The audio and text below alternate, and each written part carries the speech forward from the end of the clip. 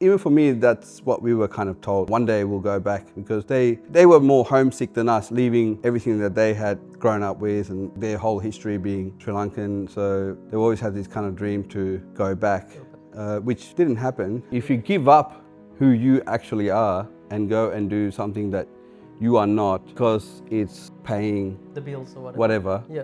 you know, that's like, personally I see that like that's what selling your soul is. Yeah. You know? And then you're stuck with that. We stood by each other because at the end of the day, like, we were all the same to the Western community here. Yeah. Right? Originally they all called us Indians, right? That's we had right. to, That's right. through cricket, we made ourselves Sri Lankan, and then from there, you know, we're able to kind of help form our identities here and put a place for it. But it took time. Welcome to the Victory Lion Podcast. Lion! Today is about the power of you. You will change the world. And now your host, O.P. Jayasinghe. Mr. Raaju Parames. Yeah, what's up, man? Nice to meet Opi. you, bro. Nice to see you. Nice to see you too, man. Thanks for making the time. Thank you. I appreciate Thank it. you. Thank We're back you. at Eason's Palace. Yeah. Yeah. Yeah. Shout out to Eason and his firm, staff, employees, everything for always being there, Exactly. making Appreciate things it. happen and making us let things happen. Yeah, thank you. Yeah, man. And thank you too, man. I appreciate it. So I've known you for 2 decades. Would that be pushing it? Yeah, well, maybe more, man. Maybe more. Maybe Since more? I was at school, so it's been school 2 as well, decades right? since I finished school. Yeah.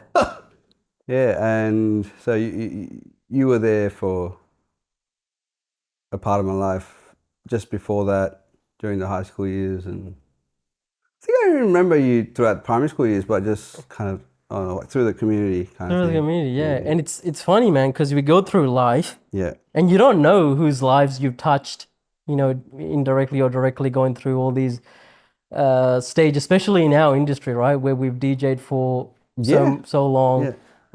You started in 2010-ish? 2000, kind of at the end of 2014, Okay. professionally. Yep. But I've been in the music game a lot longer than that, just doing Carnatic music, being like since I think the age of like 8 or 9, just after I came to Australia, I was put into a music school, and it just kind of picked up from there. That knowledge kind of picked up from That there. knowledge. Let's backtrack actually. Let's go back to, you know, because your journey started in Germany, right? Yes. Which I didn't know. Born there, yes. I just assumed Lankan. Yeah. But tell me about Germany. Do you have much memory of that? I do. How old were you when you left? So I came to here when I was like 8. Okay. So I do have a very kind of strong and fond childhood memory of being there, because we were very isolated. So it was just us and like me and my family doing a lot of things. No one knew the language. You know, Dad was always out at work, and Could anyone speak German at home? no, we spoke in Sri Lankan Tamil. Yep. So I guess that's how I know my language. You kind of adapt it from there as well. At the same time, just, you know, not having much of what the other kids had, always just looking out the window. What was the reason why your parents migrated from, say, Lanka to Germany to Australia? I honestly don't know, man. I think it was just because I had closer access to Sri Lanka. There's always that hope, you know, because we migrated out of Sri Lanka during a wartime. During the war. I guess they always had this scope or this dream to go back when the war ended. And I guess, yeah, even for me, that's what we were kind of told. Like, you know, one day we'll go back, because they were more homesick than us, leaving everything that they had, you know, grown up with, and like their whole history being Sri Lankan. So they always had this kind of dream to go back. Which didn't happen. Coming from Germany to Australia, they were like, we're taking you to a better place. And Yeah, yeah. It dropped us right in the center of fucking That's all right. Dandenong. And yeah, having said that, but look, at the end of the day, I think it was more accessible for us to be able to go to Sri Lanka, to be able to have that access to go to Sri Lanka, closer to that of what anyone in Europe would have. Yeah, yeah. We have it at ease in that sense. So you moved like to Australia pretty much the same age that I did, right? Like 7 or 8 or something around there. Yeah. The Lankan community, I guess in Tamil community as well, was fairly small, right? I remember when I moved here, I pretty much knew all the Lankans. And I'm Yes. assuming the same case with you in the 90s, right? That's true. It was like 2 or 3 or maybe 4 or 5 giant like families. Yep. And then that was it. We still know them. We still know each other. There's way more people now. Yep. But, we've gone into, I don't know, another 2 generations in since then. And we've just kind of grown from there. And post-war, there's been a lot of immigration from Sri Lanka. From your immediate family? No, just generally. Sri Lankan Tamils and Sri Lankan people in general that just after 2009, the population just grew like rapidly in Melbourne. Any regrets for your family, like in terms of all this moving around? They don't have any regrets. Yeah. I've pointed them out. Like, we were in a peaceful place in Germany and you had to bring me to Dandenong. They don't know that. They don't know like, that. For them, being out of Sri Lanka, being out of a war zone was better, whether you're in Germany or Australia. Yeah, that's true. I think it was just better. So for us, it was a bit like, what the hell? Yeah, they didn't know the Dandenong that we That's knew, right. right? It was a different That's Dandenong. true. That's true. Very true. And so that was the biggest kind of struggle for all of us, I guess, growing up, facing all sorts of things, starting from racism to accepting each other as Sri Lankans, and just meeting more ethnics was one of the biggest things for me in Australia. It was a lot more ethnic. Yeah, 100%. And learning about the world, and kind of also helped me kind of with proving myself with my identity and stuff. Yeah. I agree, man. Like, I'm so proud of the fact that the Lankan boys and girls that ended up coming to Melbourne, we sort of left that behind in a sense. Like, we all got along. I know there was the occasional tension that came on at a dinner dance or whatever, but all in all, I don't know if you agree, but the Sinhalese boys and the Tamil boys got along, right? Like, Of course, like brothers. We stood by each other because at the end of the day, like, we were all the same to the Western community here. Yeah. Right. Originally they all called us Indians, right? That's right. Through cricket, we made ourselves Sri Lankan, and then from there, we're able to kind of help like form our identities here and put a place for it. But it took time. It took a lot of time. But I'm always glad that there was no civil racism between the Sri Lankans over 100%. here. There's always a massive brotherhood. Growing up, facing a lot of racism and like, because of the multi-ethnic community, we were, there was this divide between the ethnics, and the Sri Lankans, as Sri Lankans, we stuck together. Yeah. And I guess that still has its, it was worth it at the end of the day. Yeah, And absolutely. It still has its fun. But at the end of the day now, like, as we get older and older, we just go, yes, we are Australian Sri Lankans. We are a bit different to the way others kind of perceive themselves or perceive us, but it's still peaceful, and maybe we would make a good influence in the situation back at home, or we may have already. Do you have any sort of, if you were to go back in time and give lessons to little Raaju, any words of wisdom that you can go, hey man, what would you say? Look, like, little Raaju never had a racial-based identity crisis. It was more about finding out who I was. Okay. Because I guess, like, being in Germany, I was being called black, which I wasn't. Yep. And carrying on to Australia, I got called all sorts of names, and you know, there's a confusion of what I was, but I had to make myself Sri Lankan or make myself a Sri Lankan Tamil and put that out. Okay. But it had nothing to do with a pride of being who I was, but it was more to showcase my identity. Yeah. So you were trying to find out for yourself who you are, where you Yes. belong in the world. Yes, and I also accepted all the other ethnics and nationalities that were there. Yeah.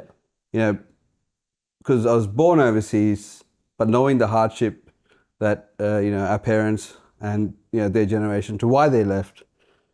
So when we come here, we won't bring those negativities here. Everyone comes here to live, survive, and have a good Better lifestyle. life. Yep.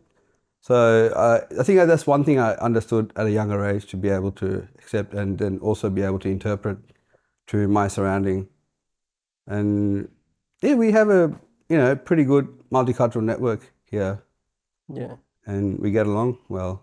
100%. I mean, especially the school that we went to. Yeah. It was a multicultural pot, right? We had Yes. we were There's lucky enough, I think, looking back at it, we had Yeah. a diverse racial group. You know, we had the Vietnamese, the Aussies, the We had Europeans, Islanders, we yeah, had Albanians, Serbians. Like, we had people from all around the all world. around the world. Yes. We played soccer together and just Yeah, and we've gone through struggles, battles, and all sorts of things. But over time, we actually became thicker. But that it all became based on where we were from, absolutely. and then now we network together. We help each other out, and I guess it's part of maturing and growing up, and understanding where we are right now.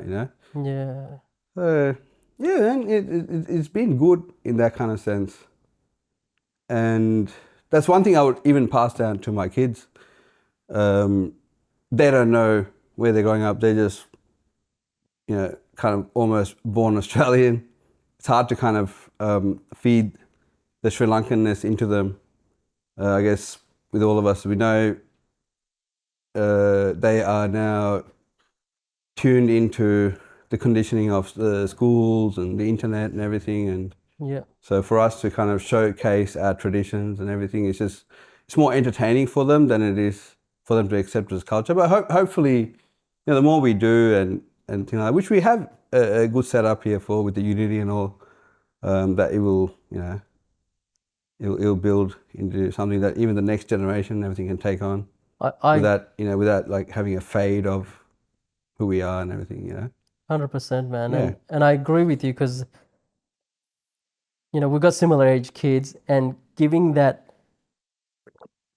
our culture to them, our culture meaning, the culture that we came with from Sri Lanka. Obviously, we've got the Australian culture as well, but they don't get to see that on a day-to-day basis, right? no. They go to school, they mix with everyone else. Yes. They don't know the cuisines, the traditions, the clothes, and all of that stuff. That's right, yeah. How do you guys sort of handle that? Like, how do you try and give some of that? And I'm sure you would agree, we don't need it to be 100%, but just We can't, something. because we're here. We're in Western civilization. We're in Australia. Just kind of glad that in these times they actually are more easygoing with ethnic culture. They want to try our food. They want to try different things, and not so imposing of you are in Australia and this is how you have to be, kind of thing. So the diversity is a great thing, which helps us all, I guess, to be able to adapt and assimilate with not just part of being here, but also being able to have a touch of what home or ethnicity feels like. But at the end of the day, the world has got to that stage now, right? Everyone's just everywhere. Everyone's everywhere. Yeah, you're right. But I mean, in one sense, I'm sort of pleased that we have integrated so well into the Australian culture. Yes. Like, there's no us versus them mentality. No, it's not there anymore. It's not there anymore, which Yes. is good. It's beautiful. Which is what you want. And, encourage anyone who else is, looking to come here of any ethnicity, integrate with the Australian culture. You can't hang out with your own people all the time. You have to sort of blend in. Like you said well, before. if we come here and we choose to be here and we want to live here, there's a struggle to make it here, right? So once we go through a struggle, why do we want to change it to the bad part of where we came from? Because there's a reason to why we left. Yes. Not me personally, but to why my parents left, and why Generations. Yeah. older generations had left, and that applies to everybody. Yeah. Every other ethnicity, to why they left. There's all sorts of things happening out in the world, corruption to begin with,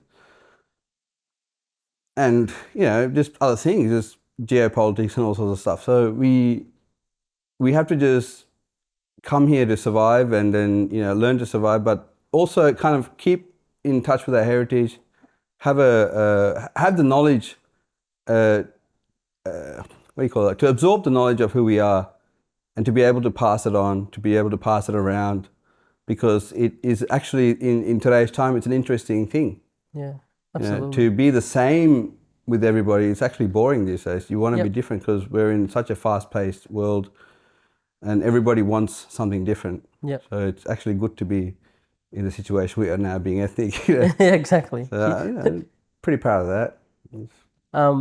I'll come to your music career, because obviously that's a big part of your life. Yes. But I wanna touch on a few things where for the longest time I've known you, you've been able to see stuff where other people haven't.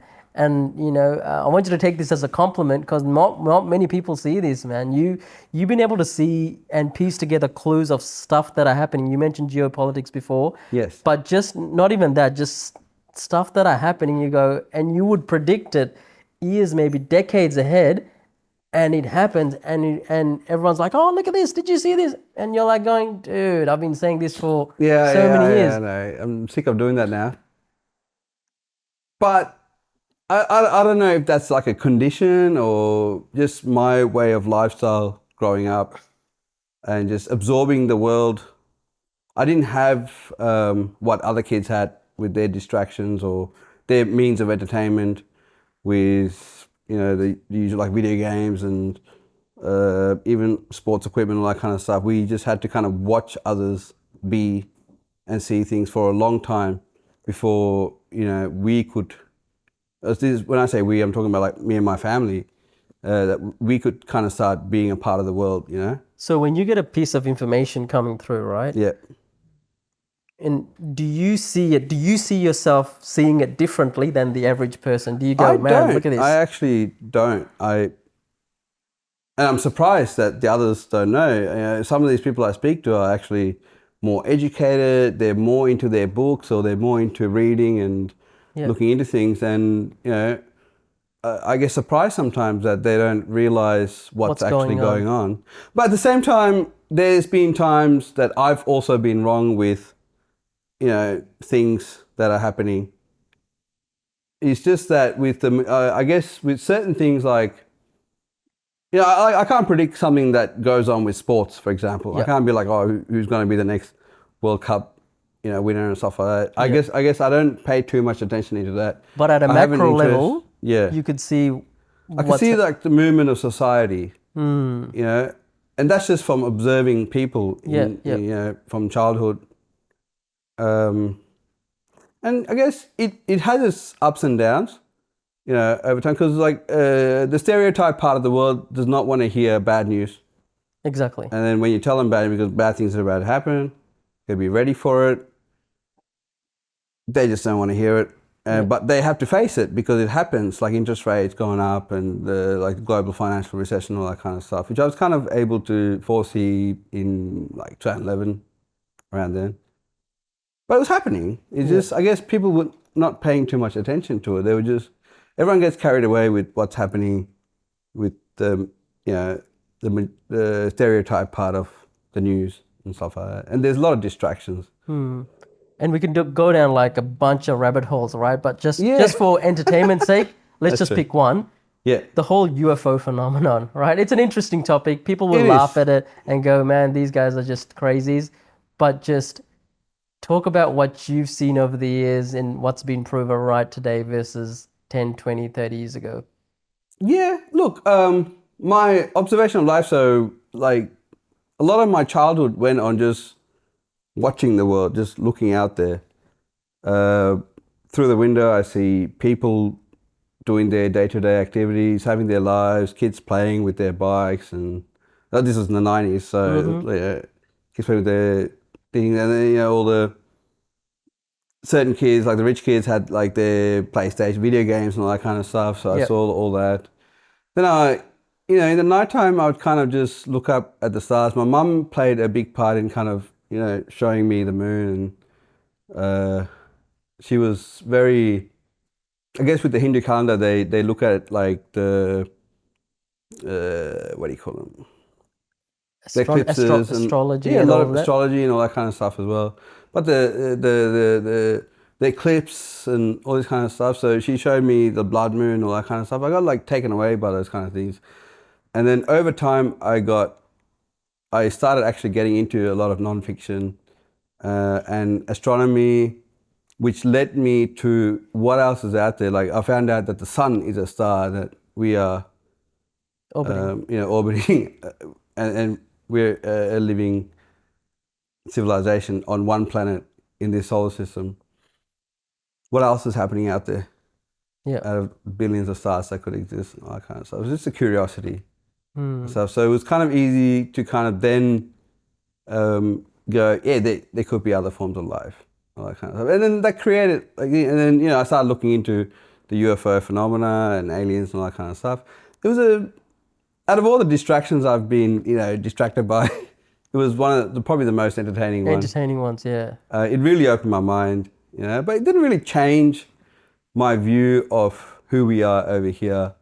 Didn't really change my spirituality or faith. Like I guess it applies everywhere when it comes to that kind of thing. It should. Yeah, in that kind of exactly. I sense, mean, look, out of all the so-called destructive habits that we could have or entertainments that we have, that's a pretty entertaining one, right? As you said. It is, yeah. And so I'm always like still, I go out, but it actually entertained me in the sense like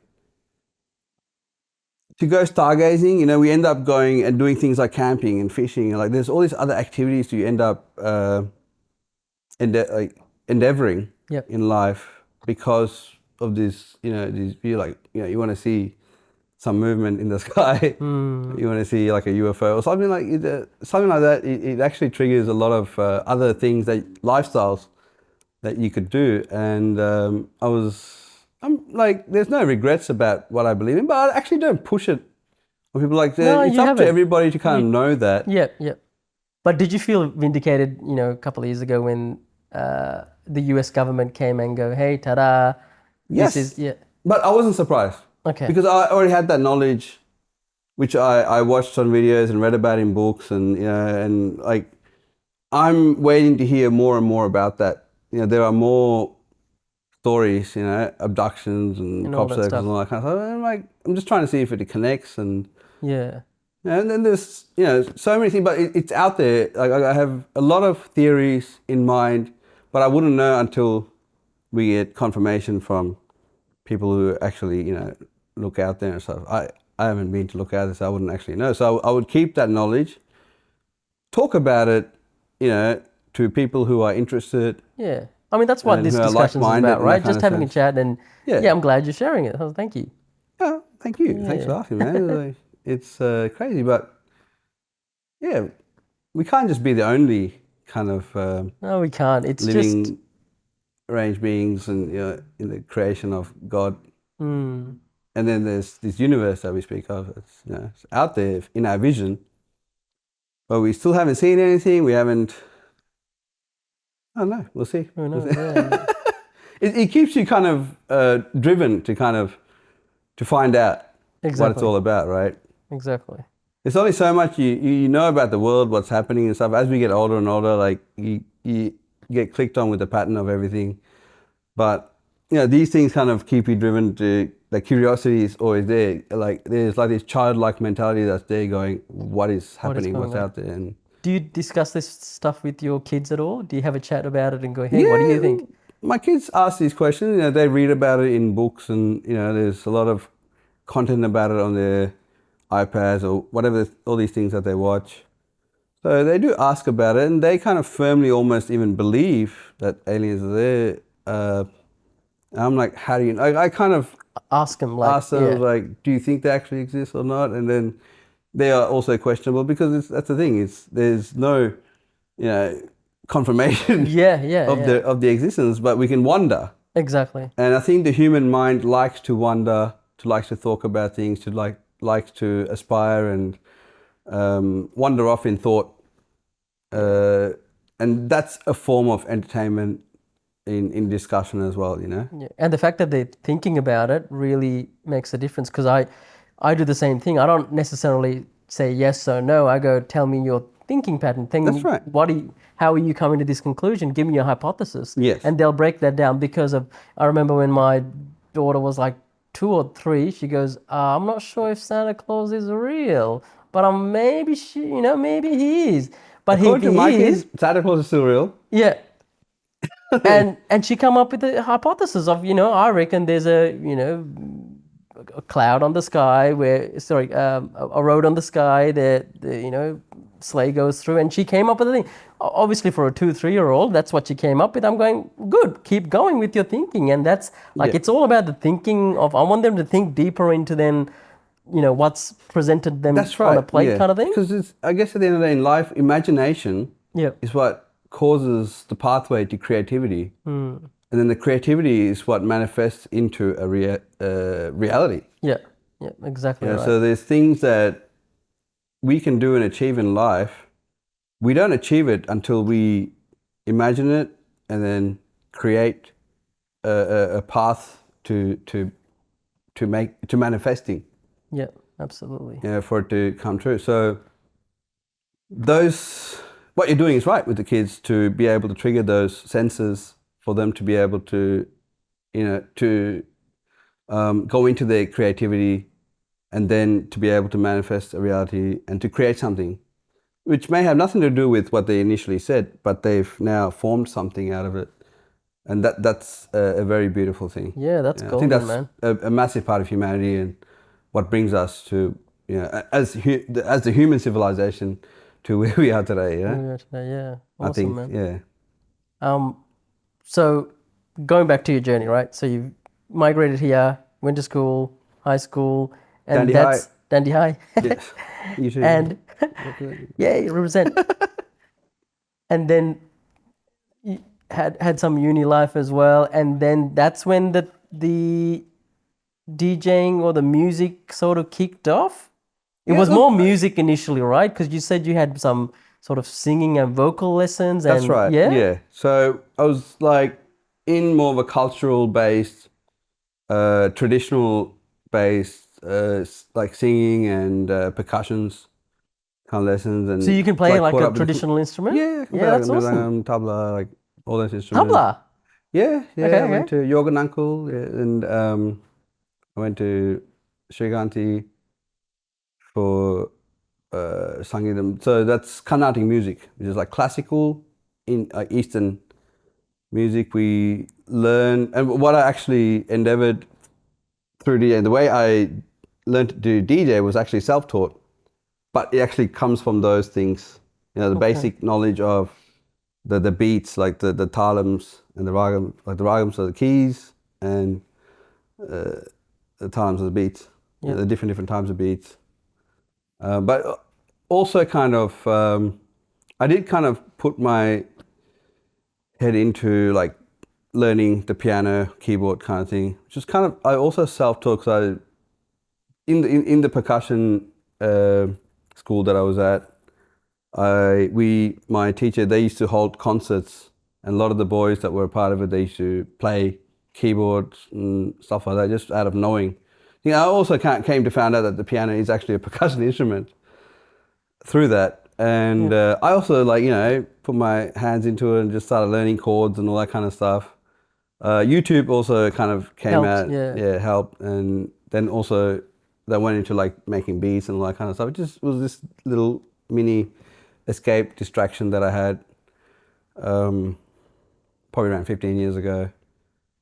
But the basic knowledge came from that kind of classic. And then the DJing came afterwards, right? DJing kind of came way after that. It was like Yeah, it was just over 10 years ago. Okay. I had a broad knowledge with music. I always had this interest in music, songs, and all that kind of stuff. I'd be the guy at the party just takes over the laptop, or we're in a barbecue at a car park and Yeah, you'd be playing the mate songs and comes yeah. out with his system in his car and playing it. I'd be like, hey, just Yeah. let me put the CDs in, start playing and stuff like that. So people were always going, hey man, you play mad songs and good vibes, and you're focusing on it. And so I felt like that was the identity of a DJ in the making. A lot of people always told me that that's what you would do good as. I never listened to it. I went like corporate and all this kind of ways as well, just trying to be normal and stuff. But Yeah. over time, I felt that time was running out, and I had to make a decision now to Yeah. make it. And then things just kind of, I guess, having a good bunch of supportive family, friends, my wife, mainly just allowing me to do whatever the hell I wanted. Yeah. It's actually a key factor to play. And she actually let me. Eason talked about the struggle as well between, Yes, Eason was always there. Eason was one of the biggest players in my life. I don't know whether he knows that or not, but he was always the freedom musician. Like you don't have to be under a master or something. Like you just have to be an artist. And he's one of them. And so I kind of took that on because we were in a stage, we were stuck between the West and East, being here. Yeah. To be able to apply ourselves and stuff. We went to East, it wasn't right. We went to West, it wasn't right. We need to find a solution to.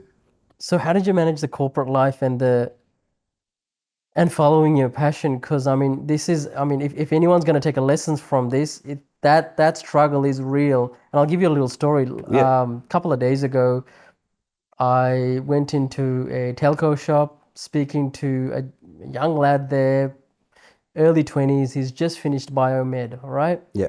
And his parents are pushing him to do some sort of specialty, whatever the specialty is.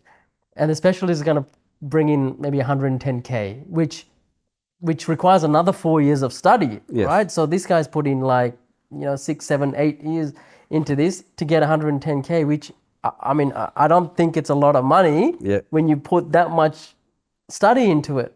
Yeah. And he's in this bind now and he's struggling. So, if you were to be speaking to that person, what would you say? Because I know he's now looking at it, trying to please his parents. And I felt the hurt in his heart, and I tried to give him some brotherly advice.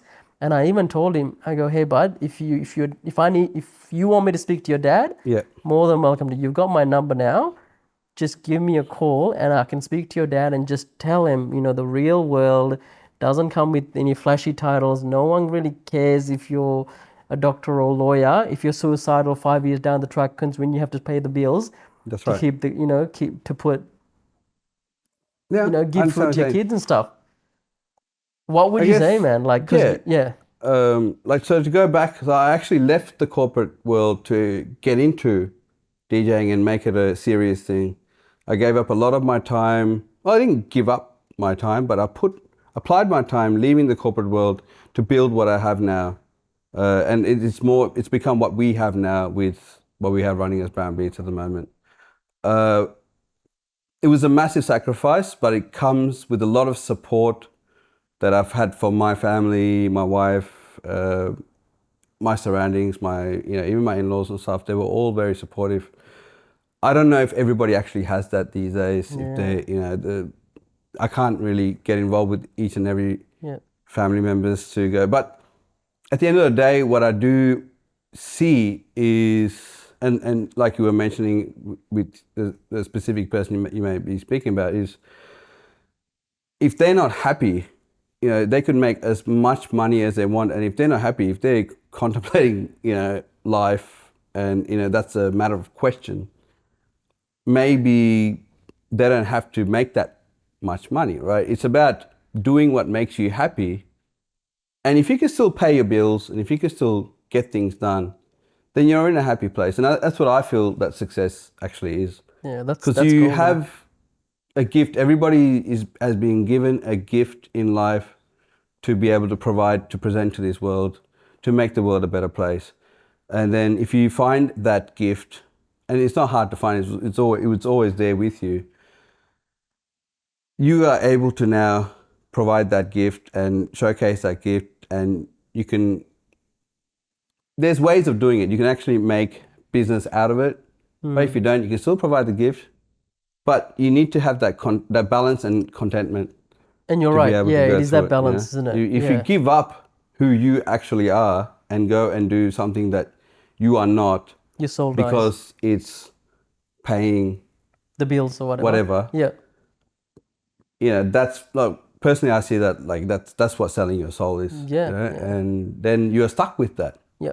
Yeah, and I see a lot of people becoming, as they get older and stuff, and then their parents actually aren't happy with the way they are after that, because they're sour, and they show a lot of tension and regret and all sorts of, there's a lot of mental health problems because of it. I get it, bro. Because there's, as I said, I know doctors, dentists, and people of this caliber, our age, whose headspace is not good. Like, I'm talking about, like there's heaps. Yeah, there's heaps. suicidal. And they're not happy. They're not happy. Yeah. They're not happy, and I've spoken to their parents, and they actually regret the push that they've done for their, son or daughter to go down this path, where it's a soul-crushing industry or whatever, and they haven't, pursued their muse. That's right. Whatever that might be, right? Yeah, and like at the end of the day, I guess if there's anything that you can tell the parents, it will be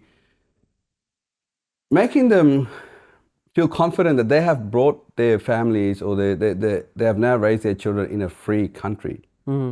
That your child is now able to do what they want to do at their freedom and still be able to make it. There's no classification of what certain jobs they should be in. There's no,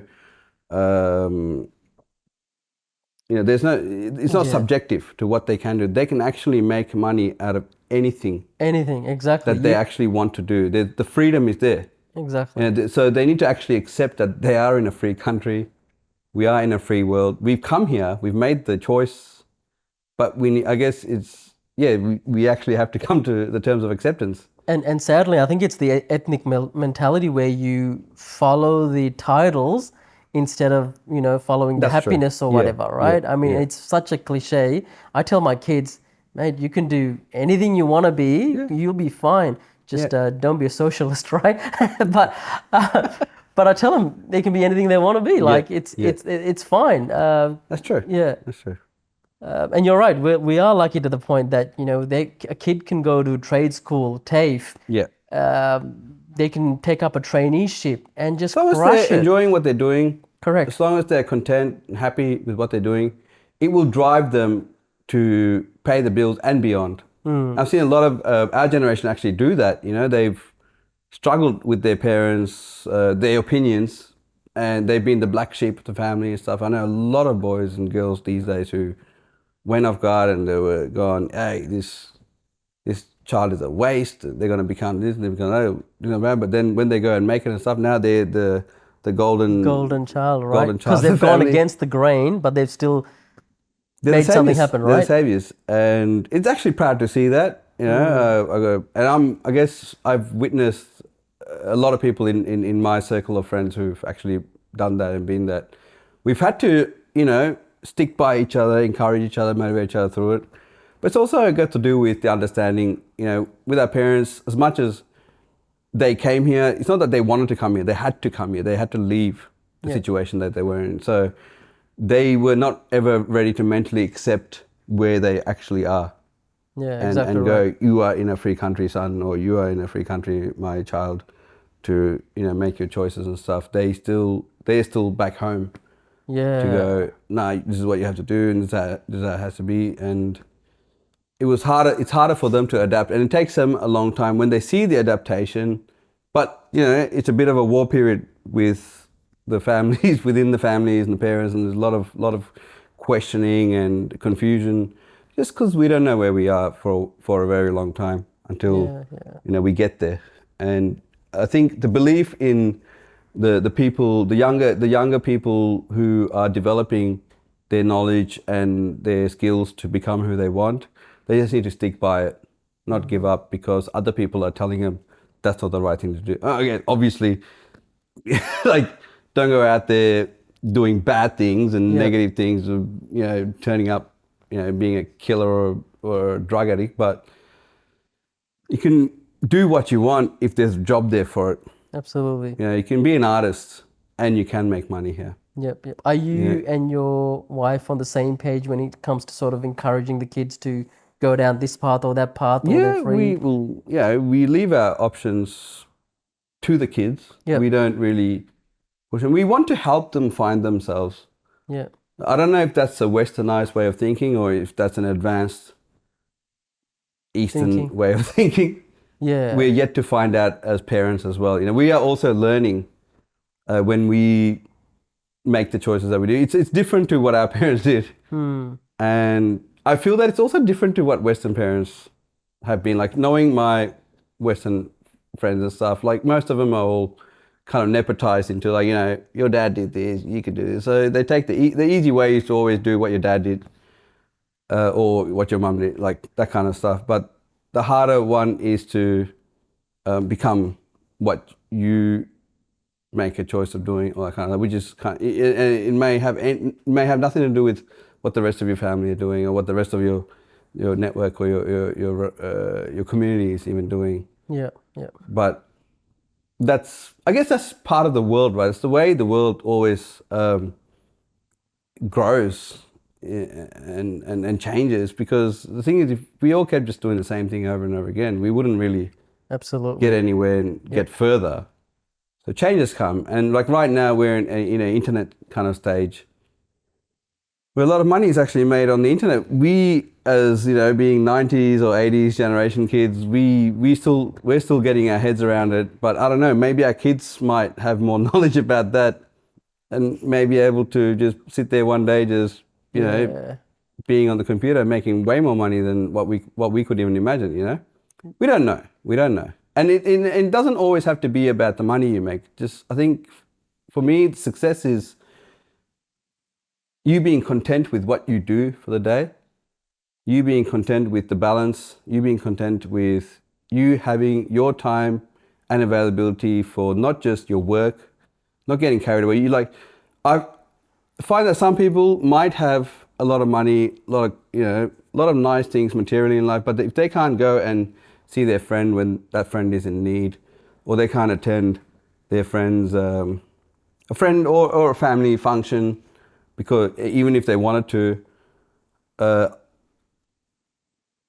not saying it in a bad way, but I still find that you still got a lot more work to do to actually become successful. Yeah. Because the balance is actually the right place to have that time to be able to. I mean, we actually, even for me, I don't find myself successful in that particular field either. I've missed out on a lot of my friends, when they've had kids and stuff, like very important things, because of the things that I've had to because I put myself in that situation. Gigs or work or family commitments and all that kind of stuff, things get busy. But at the end of the day, if you can make the time, if you can eventually get around to it, if you have that flexibility, then I feel that you are successful. Because you have control, and you have control over your environment and the people that you love. Yeah. That's golden, man. Because you're right. You've obviously defined success for yourself, which not many people do. They just become a wandering generality, and they just walk through life, right? But you've got that dialed down to the point where you've gone, okay, this is what's important to me. I got to feed my family. I'm going to follow my dreams of my music, and you found that balance. Yeah. And going back to your original point, it's still a battle. Yeah. It's still a battle. It's not easy to go that I found the balance, because like I was saying, it's not just me playing this game of my own life. A lot of people, like my wife, my kids, not my kids, my kids too, my parents, her parents, my siblings, her siblings, my friends. Everybody plays a part in giving me that space to do what I do, and they all come and conform to that kind of reality Yep. I out of think support and love. you are right. Going back to your point where you said, "I don't know if I'm unique because I've got this thing." It's a blessing. I think so it to is a speak. blessing, Yeah. but I think it's because you set the ground rules up initially. You laid down the law, going, "Hey, this is what I want, my family," and they basically had no option. But I mean, in the nicest way possible, they had no option but come on board or lose you to somewhere, right? So Yeah, they I think what they saw is like, this is where we're going to see Raaju being happy. happy. Yep. Yep. Yeah, and they, I guess we are all like that with all our family members. We just want our siblings or, siblings by law or everyone just to be happy. We want them to do things. Like, if that's what makes you happy, that's where you're going to be. As long as it's a good thing, Yeah. right? It's something that's righteous and it has its, there's always some sort of benefit in that. It's not like you're not going down you're not spiraling down the wrong path, and you're not going backwards, and you're not negative or having a depressed life because of it. I wish that was common. I don't know. I'm just thinking that isn't common as it should be. That's true. Yeah. Yeah, I wish it was a bit more common where, the families support each other for everyone to pursue their dreams, right? Yeah. Or whatever they want to be. And yeah. It's true. It's true. I think people should be more open to that kind of knowledge. Hopefully, with the next generation, that I think with people maybe 10 years younger than us, they already have that kind of feel. I've seen a lot of the parents. I'm talking about a generation of just the Sri Lankans who are like in their 50s now, but they've got kids who are just finishing school. Whatnot. They are actually going, do what makes you happy. Yeah. But they're putting them through a good schooling system and just letting them experience everything that Australia has to offer, and then go work out what's good for you, so that you do well. Yeah. What's been the most important lessons that you've learned? Like, if you were to give these lessons to your kids, right, and pretend you're not around, you want to give these lessons. What are your lessons, man? What are your, hey, make sure you guys do this, you'll be fine. Yeah. I guess it goes back to the basics for me, man. I still haven't worked on, at their age, with my daughter, she's 12 years old. I got a son turning 10 and another one turning 8. I feel that I'm not ready to speak to them, or they're not ready for me to speak to them about what they want to do in life. It's more about, but I'm putting basic knowledge into them about, you should eat on time. You should look after yourself, your body, and knowledge. Feed yourself knowledge. There's also things. I always, when the kids are stuck with one thing, I always take them off that and tell them to explore something else, and just open up. I want to open up their minds in terms of gaining knowledge. Yeah. Because that's where they're at this point in life. Yeah. So I'm more focused on that than actually trying to work out or help them work out what they want to do in life. I think everything comes in stages, right? So you just kind of need to be there. And other than what I've also seen, even like growing up here, is even if I'm not there for my kids at some point, if the worst was to happen, I know that they are guided through the schooling system, through the mainstream system of what they can do anyway. But for me, my ideology is to actually open their minds, or look at a path to open their minds and to keep them curious. Yeah. Because I think that's when they'll actually discover who they are. Okay. The more they open their minds to be able to discover who they are. Yeah. That's actually Gordon, man. Yeah. Because you I think that's basically, just- yeah. you're teaching them to teach themselves. Yeah, and hopefully it works. Yeah.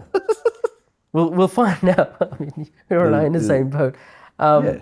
Congrats to you on making Brown Beats a success, right? I've seen that blow up. Thanks, man. From initially. You were there, man. You were there with us. I'm always glad, always thankful, man. You're a always. big part of. You don't obviously see it. Like after speaking to you, you don't see a lot of things that you've done, but you've made a massive impact on a lot of Sri Lankans' lives, bro. It's phenomenal, and what we are able to do from here is just based on, you know, the little things that you've done. I guess it's hard to really even see and accept that. But Yeah, no, thank you. I appreciate that. Thank you. And you know, I've got my lessons like in terms of the DJ stuff from DJ Naz. So shout out to Naresha. Yeah. Always remember, man. There was a time, because I'm like a music obsessed person, or is what we all are. There was one time you were DJing and I was like coming in, it was like tapping. I had no clue, but yeah, you're in the mix. I think it was at 7. It was at 7, and I've never seen you get mad. I don't think I'll ever see you get mad, and I always remember this one time. And you're mixing, you're in the mix, and I can understand it now that I know when I'm in the mix, I'm bringing the next song, and if anybody comes to distract me, man, I want a ball, and I'll be like, "Hey, play this song."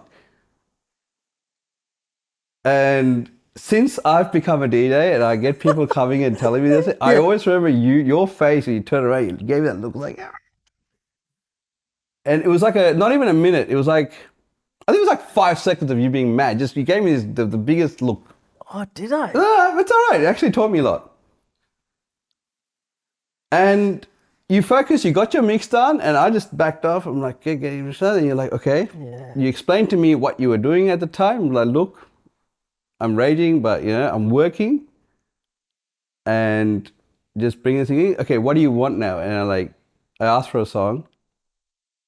I think it was some 112 track. It was a 112 track. It was like, okay, dance just with leave me. it to me. And then you said, I've got it, and I will bring it in when the time is right. Which is actually not what many people do, but it was such a pleasing moment to go. You put me in comfort because I'm in the club, I'm drunk, I want the song that I want. And I'm also like singing, and then I go, okay, Opie's never been mad. I was like, what the hell's going on? Jeez. I was like, So this guy's not the guy I thought he was. Because you're always nice. You always had this, charming approach and always answering questions. Which is like nothing wrong with that. But it was only once I became a DJ I understood what you did. And it was like, and I've actually gone beyond that, being worse. And I was like, no, I need to get to that point where Opie was. And that was you in your early days, I guess, DJing. Yeah. When you were at 7. So you would have been, 3-4 years in? I didn't even know that. So I apologize for this. And you know what? I have a feeling I even remember that set. And if I'm not mistaken, what would have happened was one of the decks wasn't working. It was playing up. There would always be some sort of stress. And I was playing a song on this deck while mixing into my mobile. So it was fully stressful to the point where so it was just insane. And I can understand that. The only reason I remember that was because it only happened at 7 a couple of times. And I don't know, it's just the club, right? Yeah, and you pulled it off, man. I appreciate it. And those things inspired people like me. Yeah, and you're right. I always play requests. Also, teach that patience onto the others or the younger DJs, because everybody gets.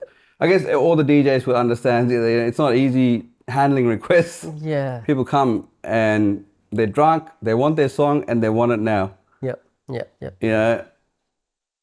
So for me, I guess it was a shortcut to jump in to be able to deal with that situation as a DJ because of dealing with that situation. No, being that fan, that freaky fan of music, and go, look, I can understand where you're coming from. You want your song, you want it now. I will bring it in when the time is right, and you're gonna love it. Yeah, and then they go out and they love it, and then they come back at the end of the night. They're like, I didn't even want to stay out this long. I got work at 6 a.m. or whatever. But you did it in such a way, because I probably took a couple of hours to play this song. I don't know, but yeah, no, I appreciate it, man. It was the thought and the consideration that you still kept it in mind to be able to play it or not, whatever. Yeah, 112 Dance With Me is an easy song to mix in because it's got that initial 4-beat bar and you can go and mix it in. So, I would have played it. 100% would have played it because it's a banger. But I apologize. I think it was only you from 112 and Biggie. Okay. Because I was obsessed with that song. I still am. Love that song. But, so I would walk in and be like, hey, Opie, you're playing all these bad boys, 90s vibes. I'm like, play this. Yeah, that's a good song. No, but it was actually a massive wake up for me. And then when I was abused by drunken club goers like myself at that time, I just always come back to that memory and be like, what would I do if I was OP right now? Yeah, and just guide them. And it's actually helped me a lot, dealing with people who request in the whole, even in the ethnic community and stuff like that, because people do get a bit Rowdy. and we've got a very multi-ethnic community.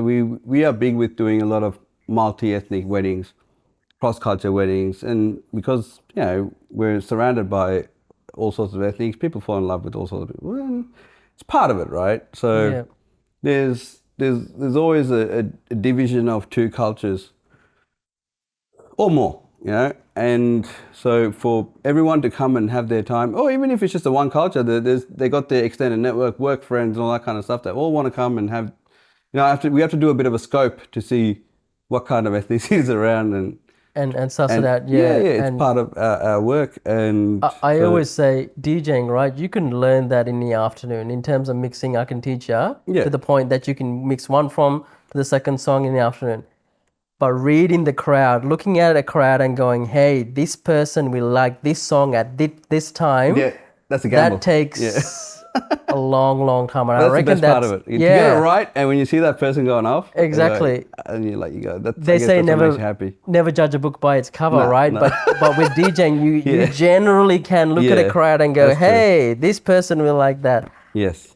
In terms of brown beats, besides the DJing scene, what else are you guys doing? Are you guys bringing in artists at the moment? Yes, so we do kind of dwell on bringing like independent artists, mostly in the kind of Tamil region, but they're all based from Sri Lanka, Malaysia, London, Toronto, Singapore, India, South India, of course, and with dancers and a whole crew, or just the talent. We bring the artists, and then we have our dancers, and like we try to also implicate our local talents to kind of get in there and do their and give thing. them a bit of a promotion. Everybody,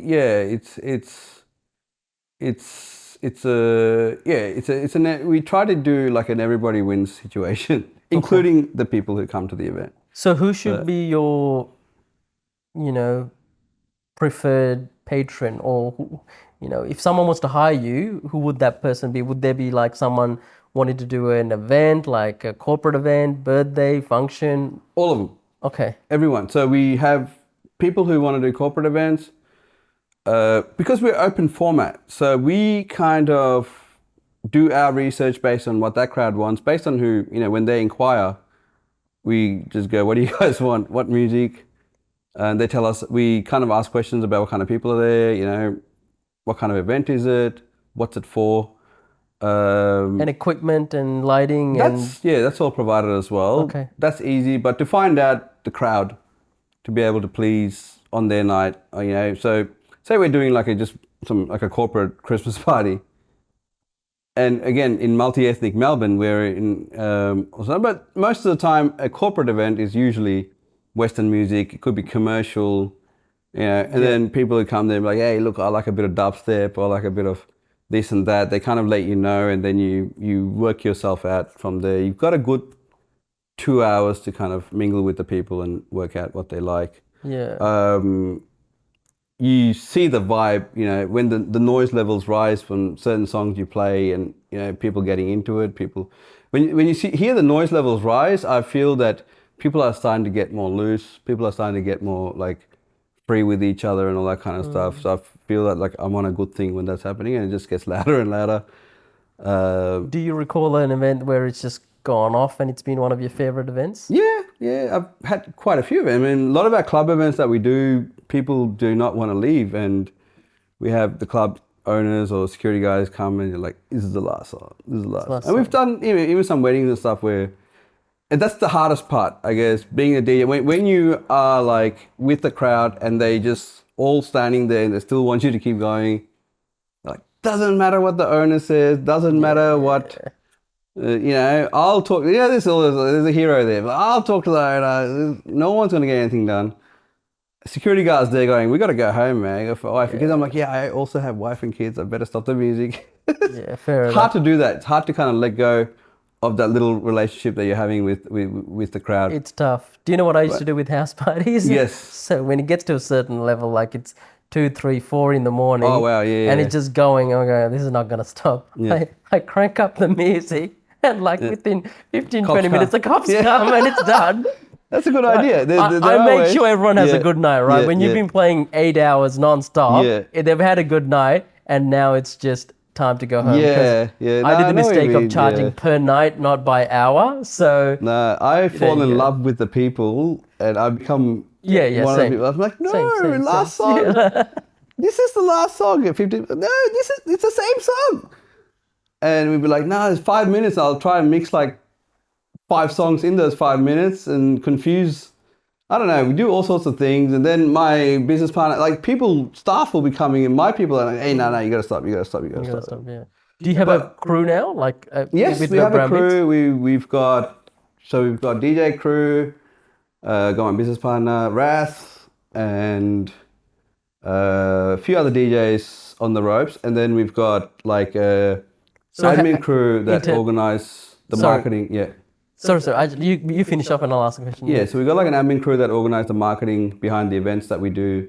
We've even got like junior security crew, so they act as internal security to the kind of people that we have coming to our events and stuff. So there's no confusion between the crowd and the venue. Okay. So it actually helps, the venue and its patrons have a better relationship. So it's like a one-stop shop, right? Like Yeah. you can. Yeah, Alright. yeah. And then with the private events, we've got like a mini crew, like guys who come and do the setups and stuff like that.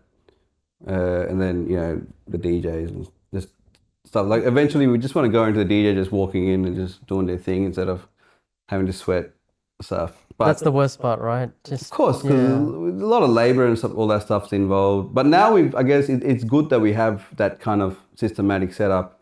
There was a time when, me and the boys, there's always like 3 or 4 of us and we had to carry everything in. By the time we set up, we were tired. Yeah. It was just, and, there was always at the start of every event, especially being Sri Lankan or Indian, they're always coming up, oh, can you do this, can you do that? There's a lot of last minute stuff that they have planned and we have to now comply with that while we're still completing our setup and stuff. So that was a lot of stress, but we've kind of adapted and assimilated and grown from all that to get to where we are now. I don't know if you guys have considered this, but completely outsourcing the equipment side. Yes, yes. whereas That's I've done where that we are before. at the moment with some of our setups are outsourced by a few other like Providers, sound yeah. guys who just come and do setups and stuff. Yeah. Usually we kind of do that when there's more than the DJ involved, like the bands and stuff like that. Yeah. Yeah. So when there's like a live sound engineer required and stuff like that, so there's other guys who do that. So it actually makes life easy for us. But there are bigger packages when people want like live music and a DJ and stuff like that. When it's just a DJ, we kind of go in there and do our thing. But if they do want a bigger setup, or if they've got, some families have their own family members come and perform and all that kind of stuff. We don't meet these people. They're just day-to-day people who just perform at their family functions, So we kind of provide for that as well. But then there's karaoke and all that kind of stuff. And Oh, do you? there's everything. Okay. Everything, yeah. Cool. Awesome, man. It's a party, man. It is, yeah, absolutely. We've covered a bunch of topics, Raaju. Anything else that we haven't covered that you want to talk about? Not sure, man. I think we can keep going on and on and on if we just keep Yeah, chatting. exactly. Which is what we normally do anyway. But Yeah. thank you for having me, man. Thank you so much for having me. Oh, that's all right. Thanks for coming on board. Appreciate it. Nah, Where can people Always. reach out to It's a you? pleasure. It's a pleasure. It's. I never expected that you'd call me in. You were always that guy that was ahead, doing things ahead. Thanks. And I'm like, okay, Opie's doing podcasts. I might have to do podcasts in the future with the future generations, with the even younger dudes. Yeah. But no, not that I'm contemplating No, that. no. Feel free. I reckon we need more content out there. Yeah, I'm wrapped, man. It's good where we're going at the moment, where everyone is. The love and support that's always there. Yeah. I'm grateful, and like I was saying, I'm blessed to have this life, and I hope it's actually more accessible to everyone as well. If you love and support each other, you can go a long way without the stress. And I guess sometimes if you think about the money or the gold, the pot of gold that's there, you're going to get there because we will achieve everything through belief. We manifest everything through belief, right? But if you believe in the things that you want to do, you will manifest that too. Yeah. You might not get the pot of gold that you've always wanted, but you will get the happiness, you will get the balance, and you'll be smiling at the end of the day. And if you're smiling, you will keep everyone around you smiling. Where did you learn about the whole I manifestation? don't know. I just learned that, man. Okay. I don't know. I actually don't know where I learned that from. I'm pretty sure I learned that from just people around me that did their own thing. And these people, it's funny because some of these people that I know, they're very private. They keep to themselves, but they're so like happy and successful. From like my understanding of what success is. Yeah. I would like to expose them, or they don't like the limelight and all that kind of stuff. I've got so many people. I've got relatives. I've got even my brother-in-law. Like I've got a lot of people who are like that, and they just go by their day-to-day.